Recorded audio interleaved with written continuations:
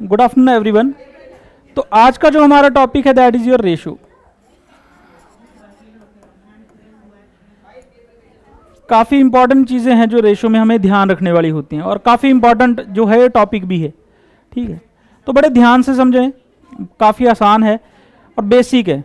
ठीक है, मतलब कि तीसरी चौथी का बच्चा इसे आराम से समझ सकता है। तो सबसे पहले है, कोई दो नंबर कभी भी आपको रेशियो में दिए हों, जैसे ए रेशो बी दिया हुआ है 2:3 और आपको बी रेशो सी दिया है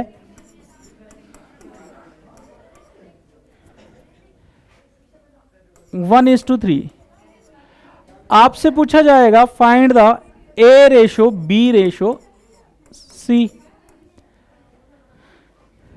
ठीक है, अगर ये क्वेश्चन आपसे पूछा गया, इसको करने के दो तरीके हैं। सबसे पहला रूल जो है वो तो ये कहता है कि जो भी रेशो में है उनको ऐसे लिख दो, 2:3 है और दूसरा क्या है 1/3।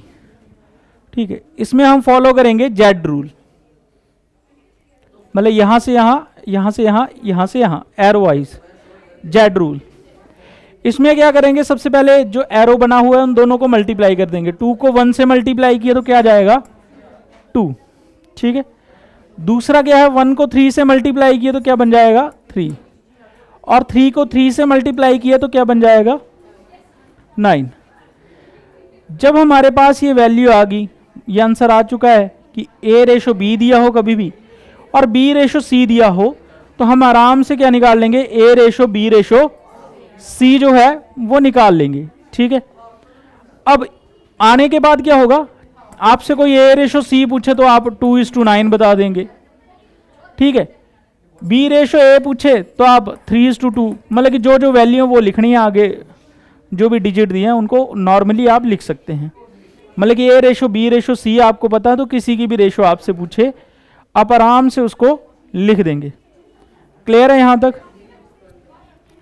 ठीक है, अब मैं एक वैल्यू आपको देता हूं, वो आपने सॉल्व करके बतानी है मुझे। देखते हैं आप कितनी जल्दी बता देते हैं।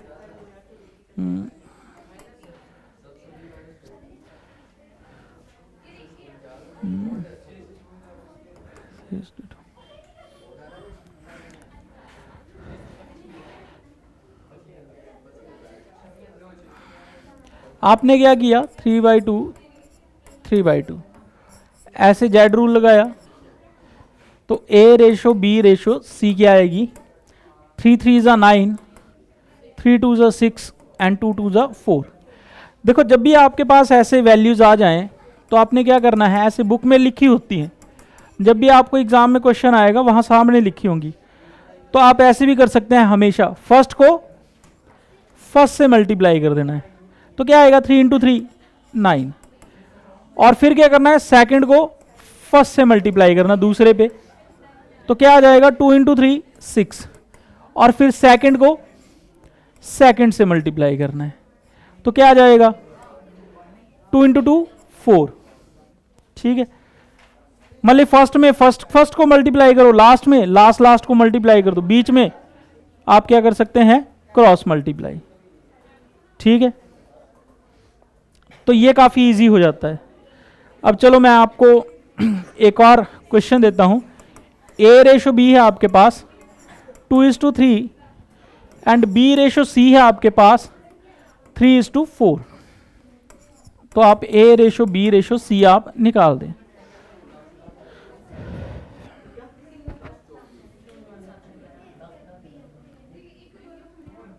कितना आ गया, 2:3:4। आपने मल्टीप्लाई किए इसे, देखो कभी भी, चलो पहले कर ही लेते हैं। 2:3 है, यहां भी 2:3। फर्स्ट को फर्स्ट से मल्टीप्लाई किया 4, फिर सेकंड को फर्स्ट से मल्टीप्लाई किया तो 6, और फिर थर्ड को थर्ड से मल्टीप्लाई किया तो कितना आ गया, यही हुआ ना। ओहो, उल्टा लिख दिया मैंने, 3:4 है यहां पे। तो सेकंड को सेकंड से मल्टीप्लाई करेंगे तो क्या आ जाएगा, सारा ही चेंज हो जाएगा। फर्स्ट को फर्स्ट से मल्टीप्लाई किया तो 6, सेकंड को सेकंड से मल्टीप्लाई किया तो 9, और सेकंड को थर्ड से मल्टीप्लाई किया तो 12। अब जब भी ऐसे रेशो आ जाते हैं तो जो भी कॉमन चीज़ है, इन तीनों में जो कॉमन है वो बाहर निकाल ही देंगे हम, ठीक है। रेशो में कभी भी कोई कॉमन चीज़ नहीं रहती है, ठीक है। तो यहाँ पे 3 कॉमन है, तो 3 को मैं बाहर निकाल दूँ तो ये आ गया। अच्छा, इसको सॉल्व करने की ज़रूरत भी नहीं थी। एक्चुअल में क्या होता है कि A रेशो B है, अगली B रेशो C है। अगर B की वैल्यू सेम हो तो हम सॉल्व ही नहीं करते हैं। A की वैल्यू क्या थी 2, B की वैल्यू दोनों जगह क्या थी 3 3, तो 3 लिखनी थी। C की वैल्यू क्या थी 4, तो 4 लिख देनी थी। समझ आ गया इतना? पक्का? चलें आगे, चलते हैं। अब नेक्स्ट है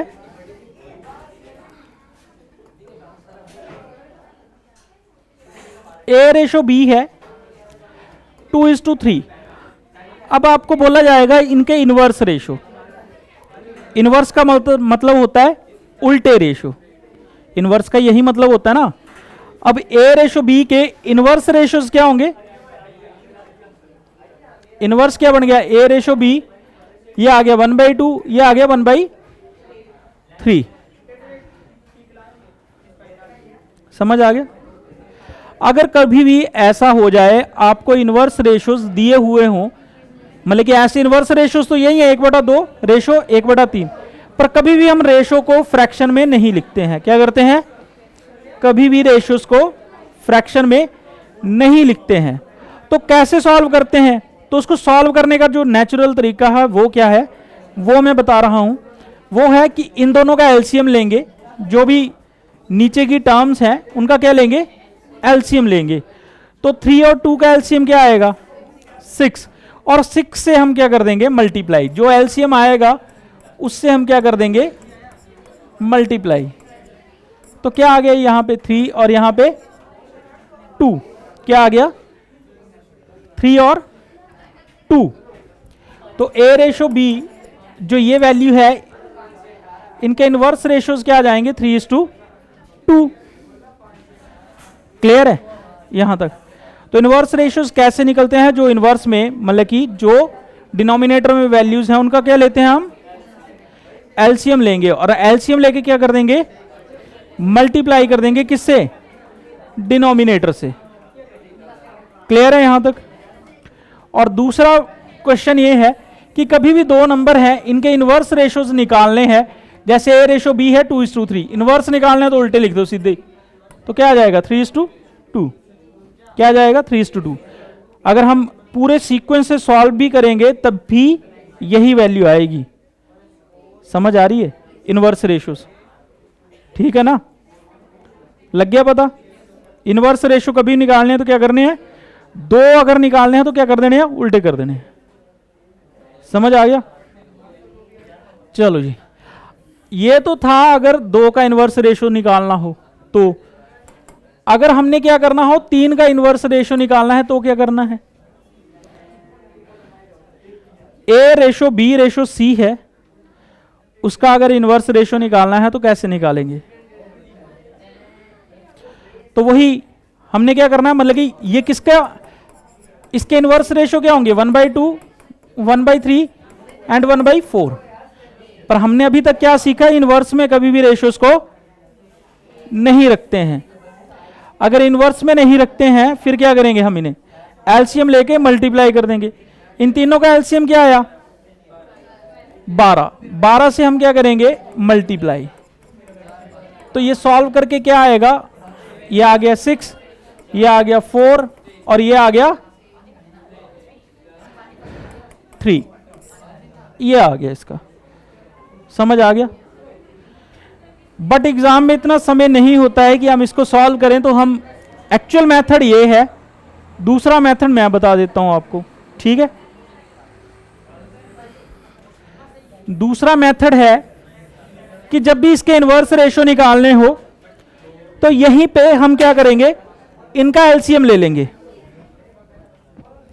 इनका एलसीएम ले लिए 2, 3 और 4 का क्या आ गया? जो एलसीएम होगा एलसीएम से इसे डिवाइड कर देंगे। 12/2 6, 12/3 4 एंड 12/4 दैट इज योर 3।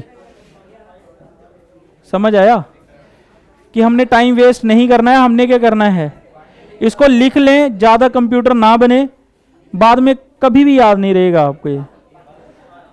तो आपने क्या करना है, जब भी ऐसा इंस्टांस हो जाए तो हमने क्या करना है, एलसीएम लेके एलसीएम को इससे डिवाइड कर देना है। ठीक है। अब दूसरा आपके पास क्वेश्चन आ गया, कोई इनवर्स रेशो नहीं पूछे हुए, बट आपको ऐसे दे दिया है A ratio B and B ratio C जो है वो आपको 2/3, 3/4 एंड 3/2 ये दिया गया है। ठीक है। ए रेशो बी रेशो सी आपको पहले से ऐसे दिए हैं, इसको आपको क्या करना है, फिर मैंने पहले ही बताया रेशो तो यही है, पर हम कभी भी रेशो को किस में नहीं लिखते, फ्रैक्शन में नहीं लिखते। तो हम इसे क्या कर लेंगे, नॉर्मली सॉल्व कर लेंगे। तो सॉल्व करने के लिए हम क्या करेंगे, इनका जो एलसीएम है उससे मल्टीप्लाई कर देंगे। तो फाइंड आउट करिए इस केस में जो नॉर्मल रेशोज हैं वो क्या आएंगे।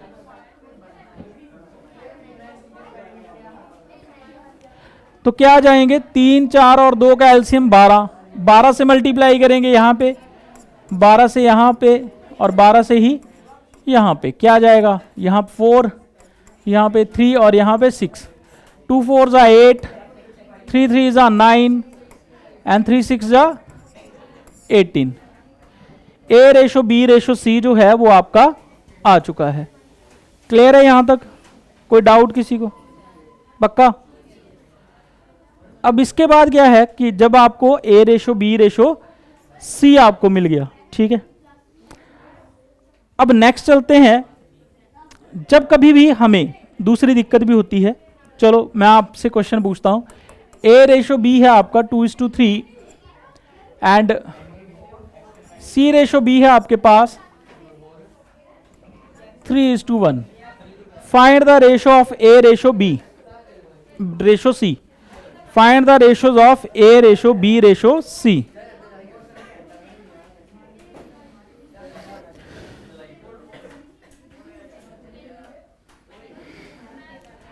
इस केस में आप क्या करेंगे,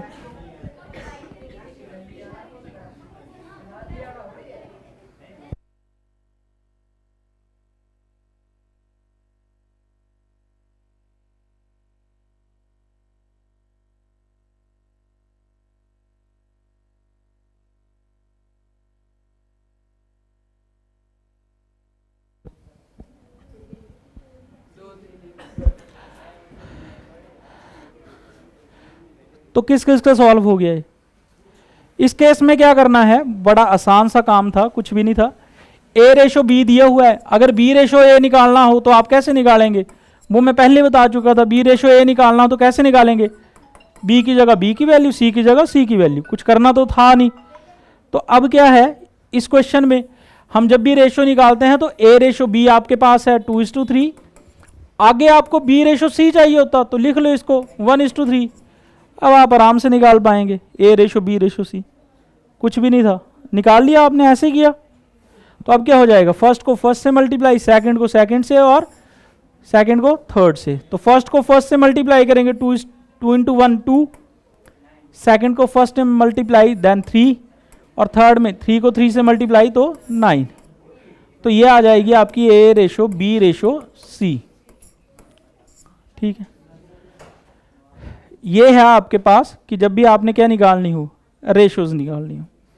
अच्छा एक और रह गया, ये पता लग गया ना, ए रेशो बी और सी रेशो बी हो तो आपने सीधे कर लेने हैं। मतलब कि जो भी वैल्यू आपकी 2 बार आ रही है, यहाँ पे बी आ रहा था तो बी हम सेंटर में ले आते हैं, कई बार ए आ रहा होगा तो हम ए को सेंटर में ले जाएंगे। जैसे कि आपके पास क्वेश्चन है ए रेशो बी, ठीक है, 2:3 है और यहाँ पे ए रेशो सी ये कितना है, ये आपके पास है 3:4।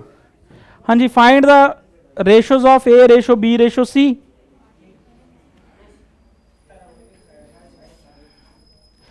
क्या वैल्यू आएगी, तो सबसे पहले तो आपने क्या करना है, ए को सेंटर में ले जाना है। तो बी रेशो ए क्या आ जाएगा 3:2 और ए रेशो सी क्या आ जाएगा 3:4। तो अब वैल्यू क्या आएगी, V ratio A ratio C. First को फर्स्ट से मल्टीप्लाई 3:3 9, और सेकंड को थर्ड से मल्टीप्लाई मतलब कि 6, और सेकंड को थर्ड से मल्टीप्लाई मतलब कि 8। अब मैंने आपसे रेशो पूछे थे ए रेशो बी रेशो सी। अब ए की जगह ए की वैल्यू, बी की जगह बी की वैल्यू, सी की जगह सी की वैल्यू। तो ऐसे करना है।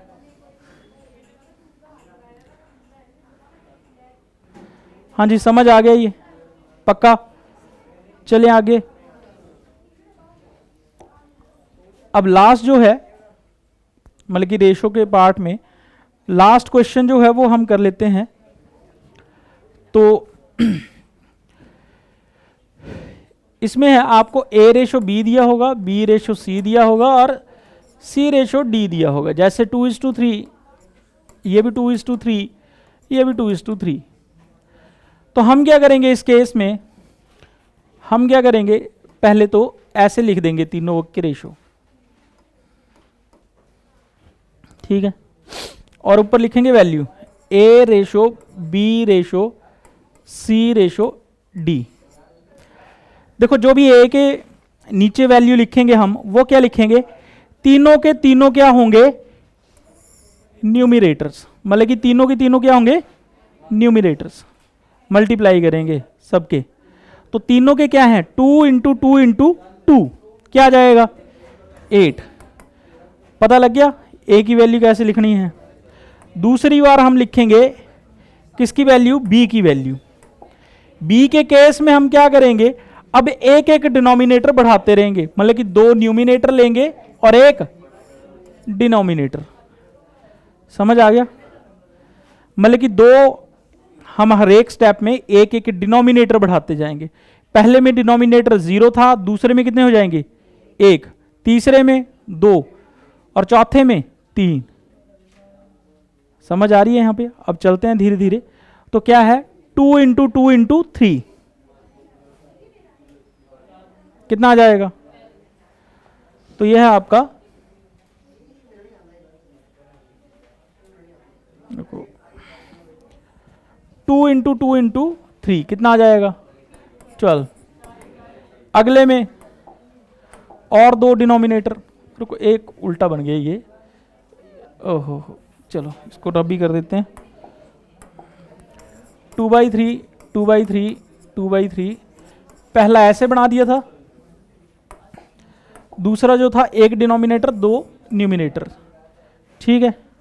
अब तीसरा जो है वो बना देंगे, कितने डिनोमिनेटर आ जाएंगे, 2 डिनोमिनेटर और एक न्यूमिनेटर, ठीक है। तो क्या आ गया 3 इंटू 3 इंटू 2। यहां पे पता लगा बच्चे, यहां पे पूछा करो, उससे पूछते रहते हो, मेरे से पूछ लिया करो, मैं इतनी बार बोलता हूं, क्या नहीं पता लगा फिर वही। आप बड़ा कंफ्यूज रहते हैं, आपने पहले सोच लिया मुझे नहीं समझ आएगा। देखो ये बनाया हरा हरा लिखा है, इसके नीचे 1 और 2, तीसरा ये है, अब क्या नहीं समझ आया, कितना आ गया 3 इंटू 3 इंटू 2, 3 इंटू 3 9, 9 इंटू 2 18, ठीक है। अब तीसरी बार हम क्या करेंगे, एक और डिनोमिनेटर बढ़ा लेंगे, ठीक है। तो एक और डिनोमिनेटर बढ़ा लेंगे तो क्या आ जाएगा 3 इंटू 3 इंटू 3, तो कितना आ जाएगा ये, मतलब कि पहली बारी क्या करना है हमने, सभी न्यूमिनेटर, दूसरे में एक डिनोमिनेटर 2 न्यूमिनेटर, फिर अगले स्टेप में 2 डिनोमिनेटर 1 न्यूमिनेटर, और तीसरे स्टेप में तीनों के तीनों डिनोमिनेटर। क्लियर है। फिर इनको मल्टीप्लाई करके आपको रेशो जो मिल जाएगी ए रेशो बी रेशो सी रेशो डी की। अब मैं आपको दूं एक और क्वेश्चन, करेंगे आप लोग, चलो जी। ए रेशो बी है आपके पास 2:3, बी रेशो सी है आपके पास 1:4 एंड सी रेशो डी है आपके पास 3:4। चलो जी, इसको सॉल्व करना है आपने।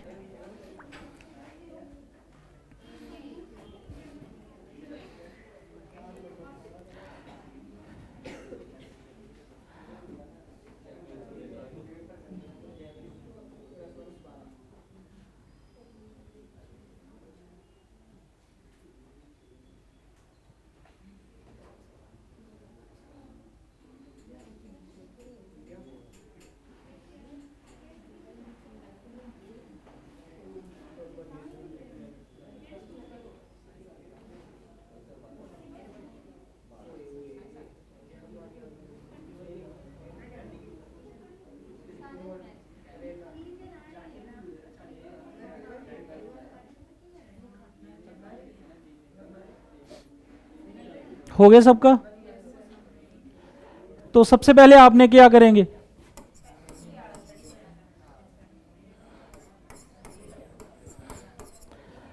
अब पहले स्टेप में तीनों के तीनों डिनोमिनेटर और सॉरी न्यूमिनेटर्स, तो ए की वैल्यू क्या आएगी 2 इंटू 1 इंटू 3, कितना आ गया ये 6। बी की वैल्यू क्या आएगी, एक डिनोमिनेटर और 2 न्यूमिनेटर, क्या आ गया आपके पास 3 इंटू 1 इंटू 3, कितना आ गया 9। अब सी के केस में 2 डिनोमिनेटर और एक न्यूमिनेटर, 3 इंटू 4 इंटू 3 कितना आ जाएगा 12 या 36। और चौथा क्या है डी, तीनों की तीनों डिनोमिनेटर, 3 इंटू 4 इंटू 4 कितना आ जाएगा 3 चौके 12 चौके 48। ठीक है, तो ये था आपका रेशो जो है।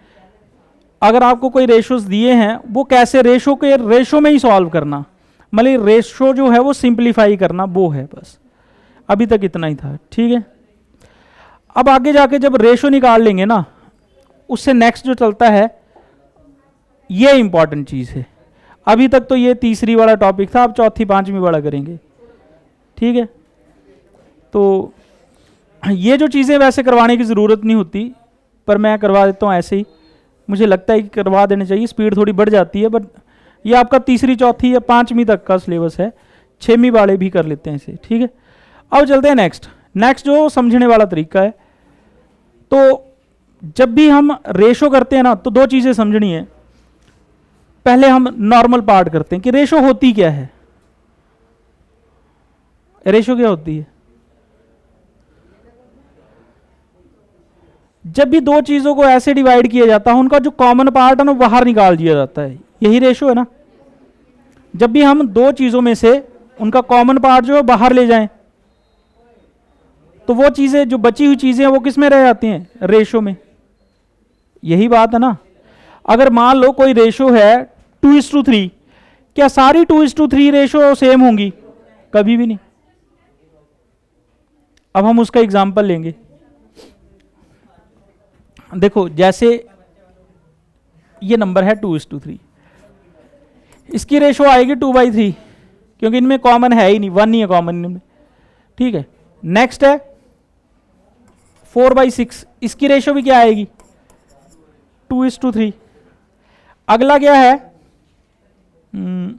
6:9, इसकी रेशो भी क्या है। अगला क्या है 8:12, इसकी रेशो भी क्या है 2:3। मतलब कि कभी भी दो रेशोज अगर इक्वल हो भी जाएं, इसका कभी मतलब नहीं होगा कि इसके रिस्पेक्ट से जो नंबर आएंगे वो भी क्या होंगे, इक्वल होंगे। ये तो समझ आ गई ना, पता लग रहा है ये क्या बोल रहा हूं मैं। ठीक है, जो मैं समझाना चाहता हूं वो सुनना, कि मतलब कभी नहीं पता लगेगा कि अगर रेशो सेम है तो नंबर क्या होंगे, सेम। ठीक है, कैसे पता लगेगा, तो हम क्या करेंगे कि रेशो तो हमारे पास क्या है 2:3 है। अब देखो हमने इनमें से कुछ ना कुछ, जब भी रेशो बनी इट मींस कि उनमें से कुछ ना कुछ कॉमन पार्ट है वो कहां ले गए हैं, जो दोनों में कॉमन था। ठीक है, CR मतलब कि मैं एक चीज मान लेता हूं कि जो दोनों में कॉमन थी, कॉमन रेशो। क्या बोल दिया मैंने इसको, कॉमन रेशो। देखो अगर हमें कॉमन रेशो पता है तो हमें नंबर मिल जाएंगे। जैसे कॉमन रेशो 1 है, इन दोनों में कॉमन रेशो क्या थी, डिवाइड जो बाहर लेके गए 1 नहीं, तो ये नंबर क्या आ जाएंगे 2 और 3। समझ आ गई। अब दूसरी चीज देखो, इन दोनों में कॉमन रेशो क्या है, जो डिवाइड किया जिससे 2 से। अगर हमें पता लग गया कि कॉमन रेशो कितनी थी 2 थी, क्या थी 2 थी, तो नंबर मिल जाएंगे 2:2 4, 3:2 6। समझ आ गया। यहां पे कॉमन रेशो क्या है, जो दोनों में से बाहर की गई है 3। अगर हमें पता लग गया कि कॉमन रेशो क्या थी 3 थी, तब भी हमें दोनों नंबर मिल जाएंगे 6 और 9। लास्ट में कॉमन रेशो जो थी वो क्या थी 4 थी, तो हमें नंबर मिल गए। समझ आ गया। ये बिल्कुल बेसिक सा समझाया। अब पूरे चैप्टर में यही चीजें हैं। हमें जब भी कोई क्वेश्चन का आंसर निकालना होता है, दो ही चीजें निकालनी होती हैं। पहली रेशो, दूसरी कॉमन रेशो। समझ आ गया ना? हमें कौन कौन सी दो चीजें निकालनी पड़ेंगी? रेशो और कॉमन रेशो। रेशोस हमने सीख ली कि कैसे निकालेंगे। अगर अलग अलग रेशो भी दी हैं तो हम एक बेसिक रेशो निकाल लेते हैं। इतनी बात समझ आ गई? फिर उसके बाद अगर हमें कॉमन रेशो निकालना आ जाए तो हम सारे ही क्वेश्चन क्या कर लेंगे? सॉल्व कर लेंगे, कोई दिक्कत नहीं आएगी। समझ आ गया इतना? तो अभी तक हमने सिर्फ क्या निकाली थी? रेशो। अब हम तरीका सीखेंगे कि कॉमन रेशो कैसे निकाली जाती है। ठीक है? तो कॉमन रेशो जो है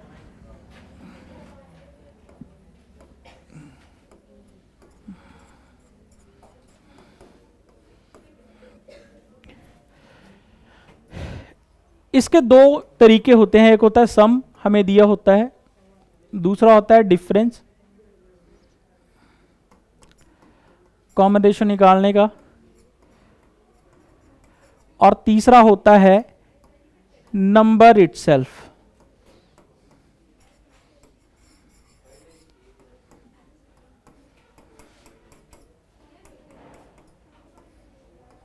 एक होगा सम, दूसरा डिफरेंस, तीसरा नंबर इटसेल्फ। इन तीनों का मतलब क्या होता है? बड़े ध्यान से समझना।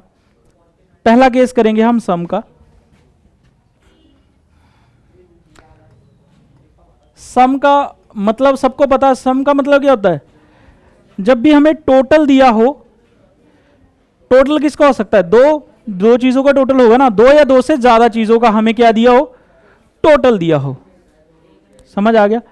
जब भी क्या दिया हो, जब भी हमें टोटल दिया हुआ है कोई भी, और टोटल हमेशा दो या दो से ज्यादा चीजों का ही होगा। समझ आ गया? इतनी बात क्लियर है? अब पहली बार मैं एक क्वेश्चन लिख ही रहा हूं कि राम और श्याम है, उन्होंने कोई बिजनेस किया, ठीक है, और इसमें इन्वेस्टमेंट जो की वो उन्होंने की 2:5 की टर्म में। किसमें? मतलब कि ज्यादा पैसा किसने लगाया? श्याम ने। दो पार्ट किसने लगाए? मतलब कि टोटल 7 पार्ट लगे, जिसमें से 5 पार्ट राम और मोहन लिख रख लो। मोहन ने 5 पार्ट और राम ने 2 पार्ट। अब जब प्रॉफिट होगा वो भी इसी रेशो में होगा, पैसे तो इसी में बांटेंगे ना जिस हिसाब से लगाए हैं। जब भी उनको प्रॉफिट होता है और उनको मान लो एक महीने में 3430 इतना जो है वो प्रॉफिट हो गया, मतलब दोनों को हुआ प्रॉफिट, दोनों का टोटल जो है अमाउंट कितना बना? 3430। तो बताओ जी एक आदमी को, मतलब कि राम को और मोहन को कितने पैसे आए? तो हमें क्या दिया हुआ? दोनों का टोटल जो एंड में मिलेगा। ठीक है? तो प्रॉफिट भी किस रेशो में होगा? इसी रेशो में। तो हम जब भी कॉमन रेशो निकालेंगे सम की, तो जो भी हमें टोटल दिया होगा divided by total of parts. ठीक है? कॉमन रेशो निकालने का क्या तरीका है? जो भी टोटल दिया हुआ है, जिसका भी टोटल दिया है, उसके पार्ट्स के टोटल से हमने क्या डिवाइड कर देना है। तो टोटल कितना है? 3430 और यहां पे टोटल क्या है? 7। ठीक है? 7 चौके 28, 6 बच गए, 9 सत्ते 63 और 490। तो कॉमन रेशो कितनी आ गई है? और इनको कितने रुपीस मिलेंगे? एक को 490 इंटू 2 980, और यहां पे 0 9 5 45, 5 के 20 4 24। तो इसको इतने रुपीस मिलेंगे और मोहन को इतने रुपीस मिलेंगे अगर ये कमाते हैं। क्लियर है? सम आपको दिया होगा, दो चीजों का टोटल दिया होगा, बस इतनी सी बात है। ठीक है? अब मैं आपको एक और क्वेश्चन देता हूं, आपने करना है कि ए बी सी कोई आदमी है, उन्होंने बाइक, स्कूटर और आपकी क्या खरीदा? कार खरीदी। और उनकी जो अमाउंट है जो उन्होंने पे किया वो कितना किया? 4:3:6। कितना किया? 4:3:6। अच्छा, बाइक और स्कूटर की जो कॉस्ट है, टोटल कॉस्ट, वो है 49,000। कितनी है? दोनों की, बाइक और स्कूटर की टोटल कॉस्ट कितनी है? 49,000। तो find the price of bike, scooter and car. अब आपको एक चीज देखने वाली है, यहां पे टोटल दिया हुआ है किस किस चीज का? बाइक और स्कूटर का। तो हमने कॉमन रेशो निकालनी है total divided by total of parts. अब हमें 49,000 जो है टोटल दिया हुआ है, और उसके किस किस का 49,000 दिया हुआ है? बाइक और स्कूटर, इन दोनों को टोटल दिया हुआ है। तो इन दोनों के पार्ट्स का टोटल कर दो, तो कितना है? 7। तो कितना आ गया ये? 7,000। तो कॉमन रेशो आ गई 7,000। तो मतलब कि जो बाइक खरीदी 28,000 की,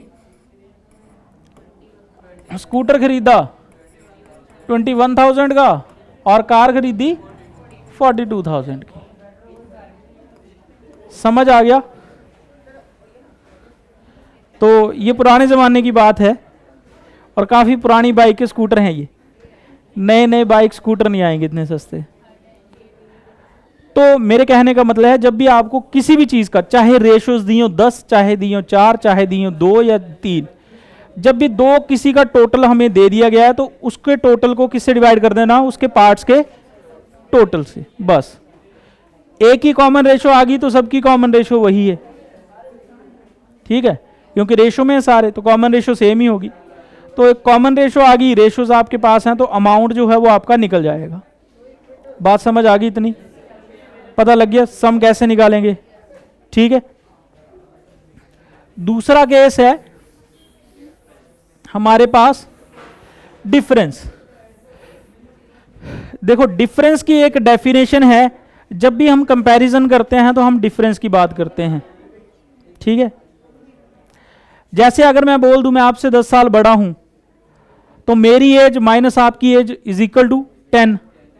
अगर उल्टा बोल दें, आप मेरे से 10 साल छोटे हैं, तब भी मेरी एज माइनस आपकी एज इज इक्वल टू 10। मेरे पास आपसे 1 लाख रुपया ज्यादा है, तो मेरे पैसों में से आपके माइनस कर दो, इज इक्वल टू 1 लाख। बात वही है। और आपके पास 1 लाख कम है, तब भी मैं ही करूंगा, माइनस करूंगा। तो जब भी कम ज्यादा की बात करता है ना, मोर और लेस, ठीक है, लार्जर, ठीक है, स्मॉलर, इतना स्मॉलर है, तो हमें क्या लिखना है वहां पे? डिफरेंस। ऑब्वियस है डिफरेंस ही लिखना है। समझ आ गई? जब भी कम ज्यादा की बात होती है तो इट मींस वो हमें किस चीज के बारे में बता रहा है? डिफरेंस के बारे में, ठीक है। तो यहां पे अगर हम देखें, जब भी हमें रेशो दिए गए हैं, ए रेशो बी कोई नंबर है, वो किस रेशो में है? 2:5 है, ठीक है। और मान लो ए और बी कोई पर्सन है, और बी के पास जो है ए से, आप लिख लो कि 8100 रुपये ज्यादा हैं, 8100 रुपीज ज्यादा हैं। बी के पास कितने रुपीज ज्यादा हैं? 8100 रुपीज। तो अब मैं क्या पूछ सकता हूं? मैं पूछूंगा ए और बी के पास कितने कितने रुपए हैं। दूसरा क्वेश्चन, ए और बी के पास टोटल कितने रुपीज हैं, ठीक है। तो सबसे पहले तो कॉमन रेशो जब इसके केस में निकालेंगे, तो डिफरेंस जो अमाउंट दिया होगा divided by difference of their parts.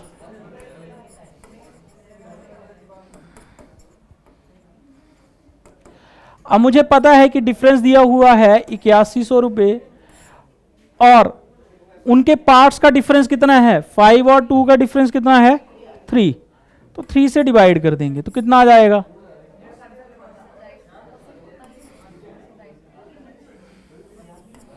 ठीक है, 2700। तो यहां पे 2700 अगर कॉमन रेशो आ गई है, तो हम क्या करेंगे? इसको मल्टीप्लाई कर दो। इसकी कॉस्ट क्या आ जाएगी? 5400, और इसकी, ठीक है, 13500। अब मैंने पूछा कि टोटल कितना है, तो टोटल हम दो तरीके से निकाल सकते हैं। एक ये वैल्यू है, ये वैल्यू है, इन दोनों को ऐड कर दो, या तो मैं क्या करूं 5 + 2 7, जो टोटल है वो 7 पार्ट्स हैं, तो 7 से मल्टीप्लाई कर दो इसको, तो कितना आ जाएगा 189, ठीक है, इतना आ जाएगा। तो जब भी हमसे टोटल पूछेगा ना किसी का, तो उनके पार्ट्स का टोटल करके हम अगर कॉमन रेशो से मल्टीप्लाई कर दें तो हमें टोटल भी मिल जाएगा, ठीक है। कॉमन रेशो पता है, उसके पार्ट्स का टोटल करो और उसको मल्टीप्लाई करो, वही वैल्यू आएगी जो अलग अलग पार्ट्स निकालेंगे और उनको ऐड करेंगे। समझ आ गया यहां तक? डिफरेंस का पता लग गया? कर लेंगे नेक्स्ट क्वेश्चन। लास्ट जो टाइप है that is your number itself.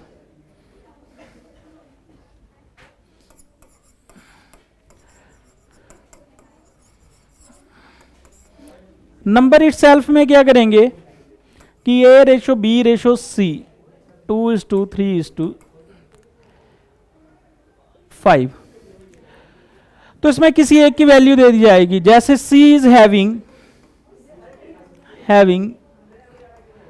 3500 rupees, तो C के पास जो है 3500 रुपये हैं, तो बताओ जी टोटल रुपीज कितने हैं और A B C अलग तीनों के पास कितने हैं। तो कॉमन रेशो जब निकालेंगे तो क्या करेंगे, सम ऑफ पार्ट या पार्ट्स, वैल्यू ऑफ पार्ट,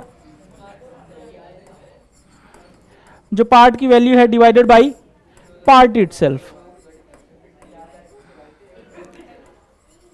तो वैल्यू जो दी गई है वो कितनी है 3500, और किसकी वैल्यू दी गई है, कौन से पार्ट की, 5 की, तो 5 से डिवाइड कर देंगे तो कितना आ जाएगा 700। तो कॉमन रेशो 700 अगर आ गई तो हम टोटल भी कर लेते हैं, 5 5 3 8 2 10 10, तो टोटल हमें पहले मिल जाएगा, कितना आ जाएगा 7000, और इसकी वैल्यू 1400, इसकी वैल्यू 2100 और इसकी वैल्यू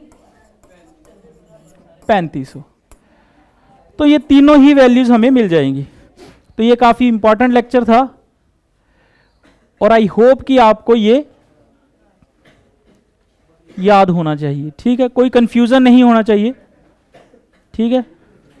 तो that's all for the day.